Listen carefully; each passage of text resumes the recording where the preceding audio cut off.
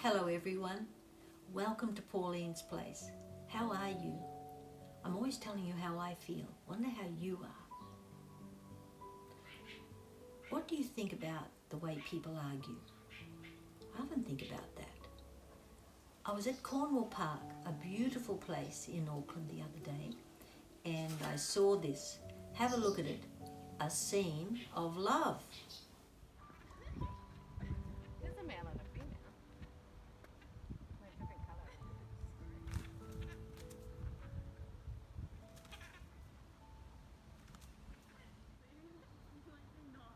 I think it's.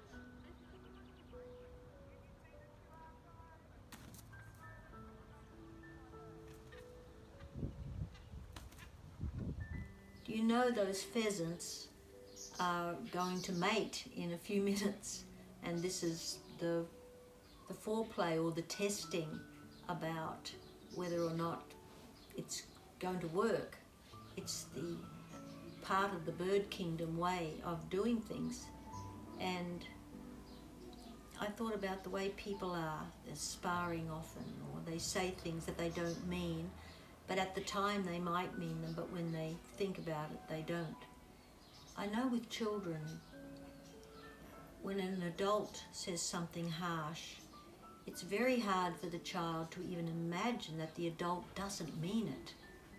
Whereas when an adult receives a harsh word, I think they have the option of saying, does this person really mean it, or don't they? And the whole idea about that is to reconcile, to see if, gee, I can get over those words if the person and I do respect and like each other. And I know for you there's been occasions where you wished you hadn't said those words, or you wish you hadn't indicated with either your face or your actions that you hurt the person, and how to undo it. Well, I just think saying sorry and looking at yourself is a good beginning. And I can remember arguments with my sister.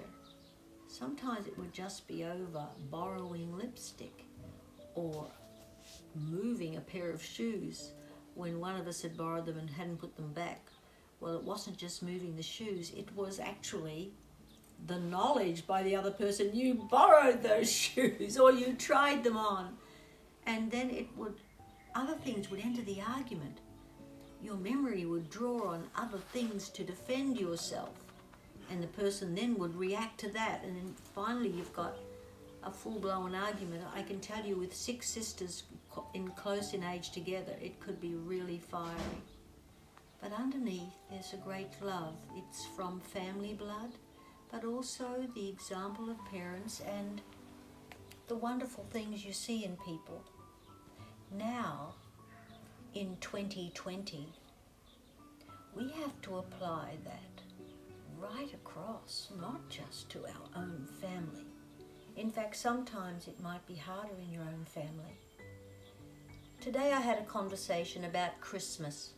Are you making plans for Christmas?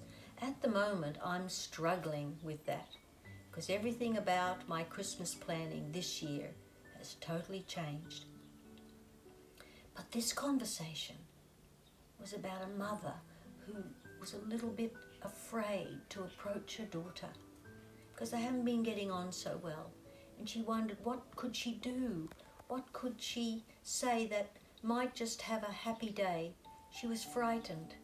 What do we do with fear? Well, we have to face it and grab hold of it. And with our best love in our hearts say, would you like to come for dinner? I want to make it the best Christmas possible. And when you say that, it's not about the presents, the decorations, it's about the relationship. Well, I pray for that mum, and I think there's lots of mums like her, lots of dads, lots of daughters, lots of sons. And everywhere around us, there's people who wish they could be with their daughter, wish they could be with their son or their parents, and they can't. So our heart has to reach out. Hope you can include someone else in your plans if you're making them now. Or you might be spontaneous, who knows? But I wanted to leave you with that. Thank God for the bird kingdom. their little tradition of arguing first and making love later. We have to build love wherever we are. God be with you, good person that you are, and want to be more so. See you tomorrow.